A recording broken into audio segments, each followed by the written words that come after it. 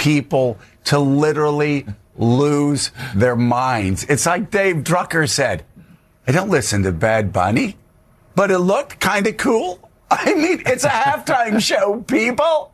It's so a halftime show. Fabulous. I mean, and it also, Willie, because you know what I do. We do the orphanage work. We come here. We go off-track betting. But while I'm reading the racing sheets for the dogs, I do two things. One, I listen to Italian opera, as you know. And second thing is I watch C-SPAN. And yesterday there was a caller that goes in, and people are going to believe this, and they're going to. But yesterday there was a caller to C-SPAN. I actually saw this on X. There's a caller to C-SPAN who said, I go to opera and I don't know Italian. Like, why is this so difficult for you all? But it is. Mad. And they're like, my favorite, and it was said in racist neighborhoods across America over the past couple days. He's not even American. Why aren't we having an American here? More American than you two, more American than Paul McCartney, more American than go down the list. It's okay. If they just want to admit they're bigots, they can admit, just say, we don't like brown people doing our halftime shows. They might as well say it because they're wasting a lot of time and energy going crazy trying to blame it on everything else, Willie. The desperate search for outrage, of manufactured outrage, has just been stunning to watch over the last several days. And again, like you say, you don't have to be a fan of Bad Bunny. You don't have to have understood the lyrics of Bad Bunny to appreciate the spectacle he put on for 13 minutes. And the joyful spectacle that it was.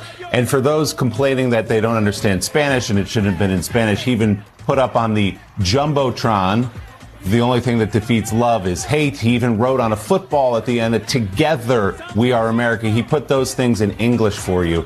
So maybe if you didn't understand just by watching the joy on display that you could read it where he wrote it. It's just, I see people yesterday just screaming.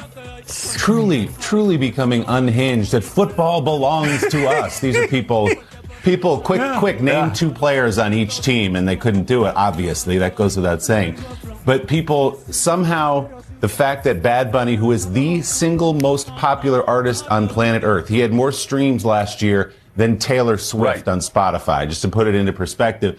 The fact that upsets you and makes you believe that a cultural institution called football is somehow being taken from you is just so revealing. And we should say the people you see on TV and podcasts screaming about it don't mean a word of it. They just have to fill and get They don't mean any of it. They don't mean it. They don't mean any of it at all. But what they have to do for their audiences, they have to be shocked and stunned and deeply saddened. And it is something that the richest, most powerful, most entitled group of people are the ones screaming the most. And Mika Willie's exactly right. He's exactly right. After decades of conservatives accusing Democrats of embracing victimhood, the MAGA right has been defined by, the media is coming down on us. Everybody's victimizing them. They're so put out and, our country's being taken away. Republicans, they own the White House.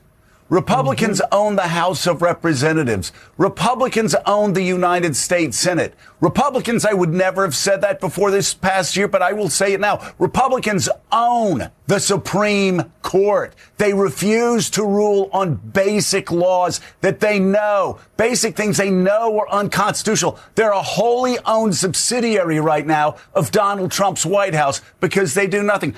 So they own Washington, D.C., and now they're so desperate, like Willie said, we've got to find somebody who's victimizing us. Let's make a big deal about the halftime show and say that the NFL,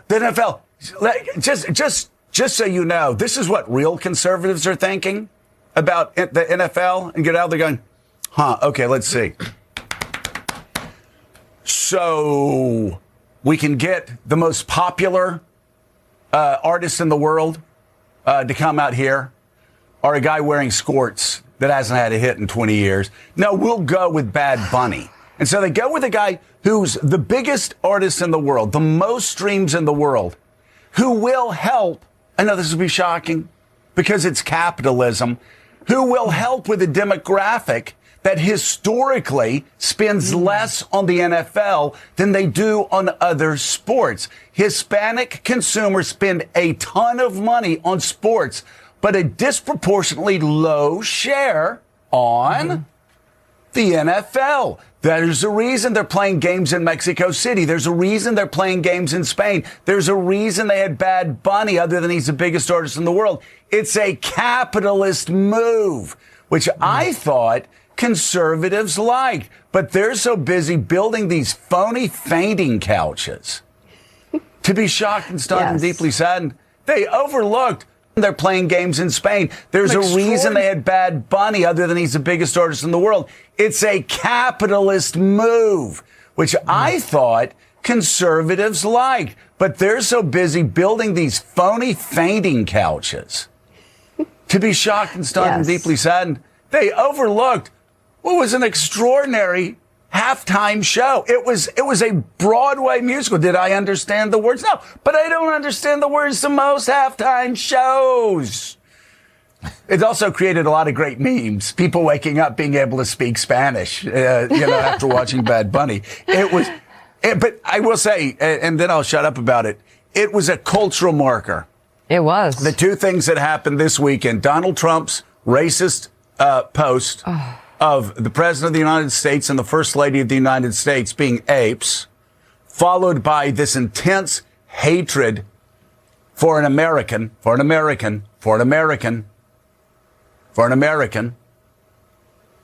It's been a defining moment for millions and millions of Americans. And the Republican Party is on the wrong side of this culturally, and they're on the wrong side of history. I know. They're also on the wrong side of capitalism. I mean, if they want to freak out and have people watch their shows and their podcasts, that's fine. But the facts are the facts are the facts. 130 million people watched. Puppy Bowl, I think, came in around 11, 12 million. That was pretty good, too. Yeah. And then the Turning Point event, how'd that do? I mean, the numbers are the numbers. And it seemed like a lot of people liked it. That's the feeling I got. And the numbers seem to back it up. Okay, so we've got a lot to get to. Yeah. Well, can I just say, Willie, we did point out yesterday that Mika was the only person that got the Super Bowl right. Around the table, everybody picked New England. What's wrong with you guys? Seattle. I mean, aren't you clued into this stuff? I did not appreciate how good Seattle's defense is. Wow, were they good? No. I mean, but also, Drake May, we love you. You got a bright future ahead of you. No one's denying that. But man, really laid an egg in that game. I think some people have speculated he was hurt. He got a shot in the shoulder before the game. Didn't say anything about it. Making excuses now for his maybe, prediction. But that also, Joe, doesn't account for like throwing into quadruple coverage and basically a punt that the safety could catch and return. Yeah. Not great. He was not helping Mika. As Mika said, Mika was watching the game. She said, let me tell you something. His offensive coordinator is not helping him right now. Nope. She kept saying it. She said, just dump it off. A quick route to the tight end, just 2 steps back, boom. Do a quick slant in, boom. Quit just throwing out into the flat. They've got that. So now they're literally, Mika said, look, he's 15 yards off. Just do a quick in route. She was right, as always. Mika's always up for the check down. She's always talking about checking down. Check down, boom. As I said, Joe, I mean, I was trying to explain this to you throughout the whole Alabama thing. It's all about the coaching, okay? And again, I don't know. A lot of you guys have issues listening. I'm right here to help you out. Okay, I'm right here. Thank you. Just got to listen. Thank you, sweetie. Thank you. Okay. Gotcha. All right, we have so much to get to. We've got new data on ICE that shows what the administration claims doesn't appear to be true. An update on Today's Show co-host Savannah Guthrie putting out another plea for her missing mother, saying the family is in an hour of desperation. We're going to bring you the latest on that investigation. With us, we have the co-host of our 9 a.m. hour, staff writer at The Atlantic, Jonathan Lemire, and co-founder and editor-in-chief of Semaphore, Ben Smith, is with us. Joe, There's so much to get to that we're a little backed up because of our discussion on the Super Bowl halftime show, but well worth it, especially given the massive numbers that it got. You know, Mika, as we like to say, this is not news. This show's like jazz. We just kind of move it around wherever we go. I'm going to point to Ben Smith now. Play your solo, baby. But Ben, you know, and you wrote about this. I saw something in the New Republic about it as well, that I keep referencing the article instead of actually bringing the author on of the article. But, you know, it's interesting. MAGA had a year ago at the Super Bowl, it was really sort of peak MAGA culturally. They really had their cultural moment, guys scoring touchdowns, doing the Trump dance. It's probably about the high water mark for the right in American culture since like the middle of the 80s. It was Ronald Reagan. I mean, in 1 year's time, it's extraordinary how much that has changed. They are now, as Bruce Springsteen saying, like there's a darkness on the edge of town. That's where MAGA is culturally. Pushing hysterically back against the largest artists in the world, pushing hysterically back against the NFL, the most powerful organization in the world. And it seems sidelined culturally. And these things, as you know better than most of us, these things actually matter a good deal. Yeah, I think there's, Trump is so unusual and so unprecedented in so many ways. The way he operates is so different that you sometimes miss the parts that are kind of totally predictable and in a sort of an American rhythm. And one is that right after you get elected president, everybody says, oh my God, this person has changed everything and will rule for 1,000 years. And it felt that way a year ago. And, and a year later, as you say, like the big mass capitalist culture of the Super Bowl sweeps everything else before it. I mean, I don't think it's totally insignificant that Turning Point, by the way, put on a real show and had a real audience. I think there is a new MAGA subculture that has some staying power and will endure. And like, that's pretty impressive to get a few million people to your alternate halftime show. But that's not mass American culture. And I do think just in a number of different ways, Trump has returned to earth, actually the way every president does after about a year. And his ratings are down, his cultural sway is down, and he's enmeshed in all sorts of minor controversies, many of them of his own making. And so I just think, what felt a year ago like this kind of huge cultural pivot in America has swung back. And one of the stories that's not going away for the president is the Epstein files. Convicted sex trafficker Ghislaine Maxwell refused to answer any questions yesterday during a deposition for the House Oversight Committee. Maxwell, as you know, is a longtime companion of Jeffrey Epstein, serving a 20-year federal prison sentence for her role in aiding Epstein's sexual abuse of underage girls. But she repeatedly invoked her Fifth Amendment right against self-incrimination yesterday. Ms. Maxwell, did you at any time play any role in Jeffrey Epstein's activities involving the recruitment, grooming, or trafficking of young women or girls? I invoke my Fifth Amendment right to silence. Can you please provide us with all the names of other additional co-conspirators to the crimes perpetuated by you and Jeffrey Epstein? I invoke my Fifth Amendment right to silence. Maxwell is trying to get her conviction overturned. The Supreme Court rejected her appeal last year. In December, she requested that a federal judge in New York consider what her attorneys describe as substantial new evidence that her trial included constitutional violations. Maxwell's attorney told the Oversight Committee she would be willing to speak fully and honestly if granted clemency by President Trump.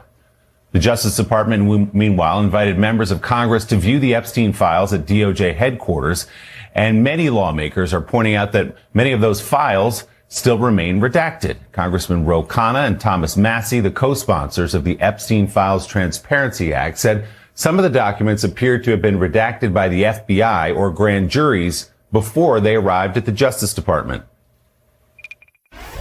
What I saw that bothered me were the names of at least 6 men that have been redacted that are likely incriminated by their inclusion in these files. There are 6 men, some of them with their photographs, that have been redacted, and there's no explanation why those people were redacted. What we're after is the men who Jeffrey Epstein trafficked women to. We want those names published. We're not out to embarrass people.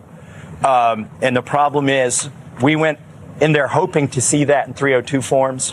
What we found out is those 302 forms were redacted before they got to the DOJ. At least one is a U.S. citizen, at least one is a foreigner, and the other 3 or 4 have names. I'm not sure if they're foreign or U.S. And which field do they work in? Is it finance, banking, political? One is pretty high up in the foreign government. And some are, they're, one of the others is a pretty prominent individual.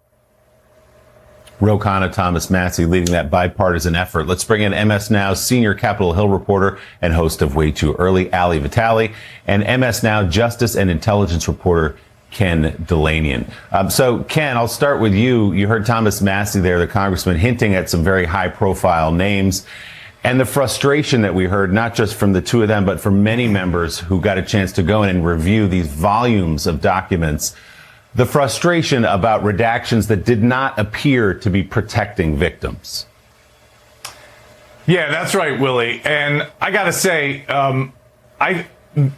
those of us who have been around government a long time and covered government, this redaction process at the Justice Department was an enormous undertaking involving hundreds and hundreds of lawyers. And there's no way that senior people at the DOJ reviewed every one of these documents. So you are going to find, and they are finding, errors, mistakes, over redactions, as they mentioned, stuff that was already redacted when it came in. And we've already seen that. And in some cases, the Justice Department has rolled back some of the redactions. Now, Todd Blanche, the Deputy Attorney General, is on social media pushing back against some of the observations of Massie and Khanna in some of these cases. But I have no doubt that there were some mistakes made, some redactions that shouldn't have been made, and they may or may not fix those things. You know, the whole point of grand jury secrecy is that if people are identified in criminal investigations, they may be implicated, there may be evidence of wrongdoing, but if they're not charged, those things are supposed to remain secret. Obviously, the society has decided there's a different standard in the Epstein case, and people want these names. They want any evidence that any of these men were involved in trafficking or aware of trafficking. And that's a reasonable thing. And they're going to get that. I have no doubt eventually that every single name that's relevant here will eventually be exposed. Well, and there is a public interest, Ali, obviously, because so many of these men that are being protected by Republicans right now, whether it's Republicans in the Department of Justice or Republicans on Comer's committee, a lot of these men either are in government here or across the world, or are prominent figures that maybe, I mean, we're seeing the head of the LA Olympics, seeing, artists that he represented leaving for good reason, if you look at some of these things. But I guess the question is, why do they continue when somebody, let's say Julie Brown, points something out, that they're protecting a guy that was talking about underage girls? Yeah. Like, why are Republicans protecting these powerful elite? Why are these Republicans protecting the Epstein class that's running this country and the world?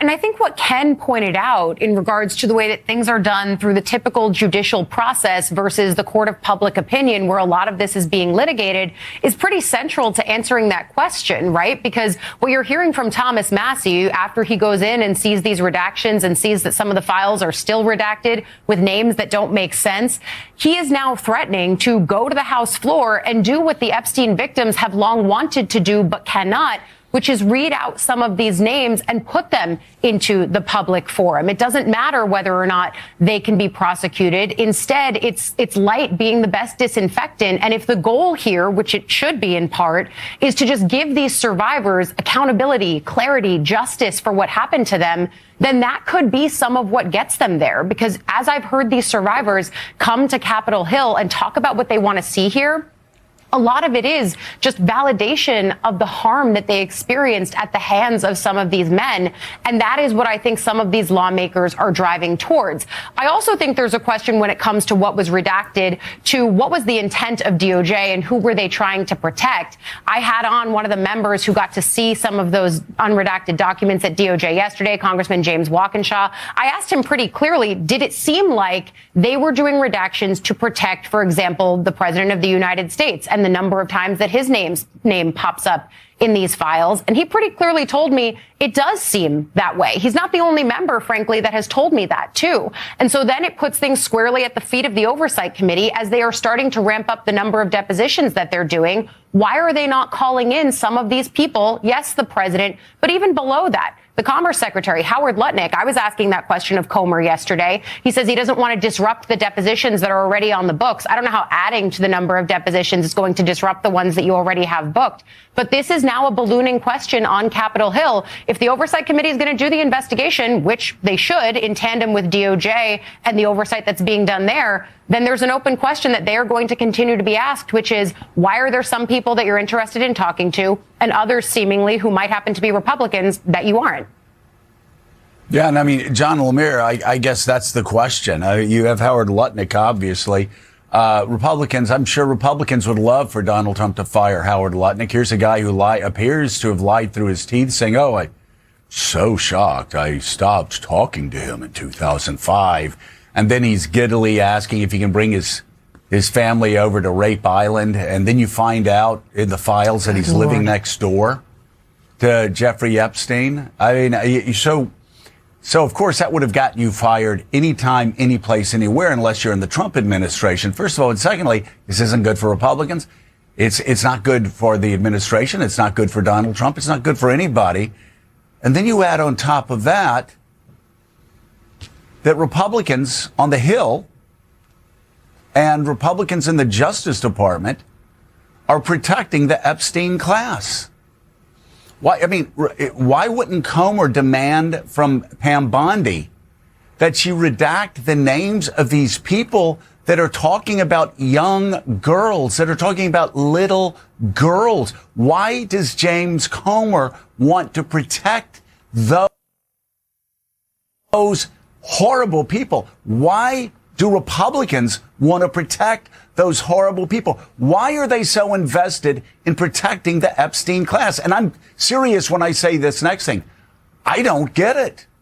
I don't understand. Thomas Massie is the only Republican, it seems, that is out there that doesn't want to protect the Epstein class. They have made it their mission on both sides of Pennsylvania Avenue to protect the Epstein class. And I will say, I don't understand what's in it for them. Yeah, it's a question of consequences. We are seeing, for instance, in the UK, some powerful people in politics, the government there, losing their posts because of ties to Jeffrey Epstein. Here in the U.S., that simply hasn't happened. Now, certainly, there are some who have suffered societal consequences. People whose reputations rightly have been ruined because of their associations with Epstein. But we haven't seen someone in Washington really take a fall yet. No one in the Trump administration. Now, some of that is because people are trying to weaponize these leaks. I mean, Elon Musk, who, mind you, does appear in these emails himself, but he's using them as a cudgel to go after Steve Bannon, who is all over them. And then there's Howard Lutnick, who I've talked to, we talked about this yesterday briefly, Joe. There was a number of Republicans who say, look, this is abhorrent what he did. Also, just in terms of political expediency, he's an easy fall guy. Like, if you feel like you need to have a sacrificial lamb, Lutnick's the guy. He's not particularly well liked in the Trump administration to begin with, though Trump himself is very fond of him. But that hasn't happened yet. There's no sign of it. And Ken Delanium, we're obviously waiting at the end of the month for these Clinton depositions to come. And then there's this moment, which of course has raised scrutiny as to, well, shouldn't Donald Trump be doing that? And of course, the Congress is saying that's certainly a non-starter. But look, there's so much still we don't know. There's all these redactions. There are still so many files we'll never see. Is there any sense that more of this could eventually see the light of the day through some sort of legal process or act of Congress, even if it's perhaps, when the House changes hands? Yes. In a word, yes, Jonathan. In fact, there's a whole group of documents that the Justice Department has decided are privileged and not subject to release, that nonetheless, I'm told by sources, are being reviewed and redacted as a contingency in case a judge orders them released. So yes, there are lots of documents, you're right, that we haven't seen that would be relevant, that maybe some litigation will spring free. On the question of are they covering up for Trump or whoever else, I just want to add a data point. You know, weeks ago before this release, I was told by a source at the Justice Department that there was concern by the people redacting about a particular document that accused Donald Trump of having sex in a very graphic way with an underage girl. When these things dropped, I saw that document. You probably all have seen it. It disappeared for a while and then it was back. And so that told me that they may be trying to cover things up, but they're not covering everything up, because that was the one thing that was flagged inside the Justice Department. There was real concern that that would never see the light of day, and it did come out. So that's just a data point, guys. MS Now Justice and Intelligence reporter Ken Delaney and MS Now senior Capitol Hill reporter Ali Vitale. Thank you both very much for being on this morning. Overseas, King Charles says he's ready to support UK police looking into claims that former Prince Andrew gave confidential information to Jeffrey Epstein. A statement shared by Buckingham Palace yesterday reads in part, quote, while the specific claims in question for Mr. Mountbatten Windsor to address if we are approached by Thames Valley Police, we stand ready to support them, as you would expect. The statement comes after police said yesterday they are assessing reports that the former prince sent trade reports to Epstein in 2010. Let's bring in MS Now international reporter Ines de la Cuetara live from London with more. Ines, what more can you tell us? Hey, good morning. Yeah, the Epstein scandal here really engulfing both Buckingham Palace and 10 Downing Street, and there has been real action taken. So when you look at the royal family, of course, we knew of Andrew's ties to Epstein's. That's why he was stripped of his royal titles back in the fall. But police is now confirming that they are investigating claims that Andrew may have sent Epstein confidential information while he was international trade envoy. The latest batch of DOJ documents appear to show Andrew sending Epstein an email in which there were reports of a recent visit he had taken to Southeast Asia as a UK trade envoy. Now, in response, the palace issuing a rare statement saying that the king remains deeply concerned about allegations involving his brother and that the palace is prepared to assist police in their investigation. What's really interesting to see is the parallel between that scandal and what's happening here at 10 Downing Street. Here, the central figure is Peter Mandelson, the former British ambassador to the U.S. He is believed to have potentially leaked market-sensitive information to Epstein when he was business secretary. He's under criminal investigation. There are calls for Andrew to be treated the same way. But Keir Starmer yesterday, the British Prime Minister, really fearing for his political future. The day unfolded very quickly, but the day started with his director of communications resigning. That was on the heels of his chief of staff resigning over this scandal. And then throughout the day, there were growing calls for him to step down from his political opponents, of course, but also from some within his own party. The highest ranking Labour official to call for him to step down was the head of the Scottish Labour Party, saying that the distraction needs to end. But remarkably, yesterday, we did see Keir Starmer meeting with Labour members of Parliament at Westminster in the evening, and a British media report that he was very forceful in pushing back on calls for him to step down. So I'll just read you one quote. He said that after having fought so hard for the chance to change our country, I'm not prepared to walk away from my mandate and my responsibility to my country or to plunge us into chaos as others have done. I will say, so there's certainly a push for accountability here, but there is also politics at play, right? So Keir Starmer, there are many within the Labour Party who are not happy with Keir Starmer, who were hoping to kind of use this to get him ousted. But Starmer very forceful there and pushing back and saying he will not step down. MS Now international reporter Ines de la Cuetara live from London. Thank you very much for